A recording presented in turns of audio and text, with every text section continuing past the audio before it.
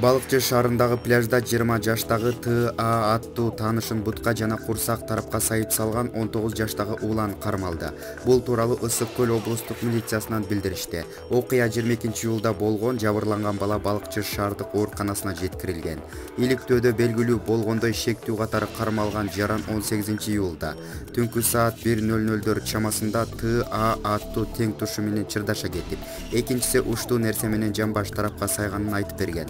Ал жаракат алып шаардык ооруканадан кароодон өтүп болгон окуяны жашырып милицияга кайрылган эмес. Бирок 22-июлда таанышын шаардык пляждан көрүп калып, өч алуу максатында аныда уштуу нерсе менен бутка ичке сайып окуя болгон жерден качып кеткен. Учурда аталган эки фактынын негизинде кылмыш жаза кодексинин 266 боюнча бейбашчылык кылмыш иши козголду деп айтылат маалыматта.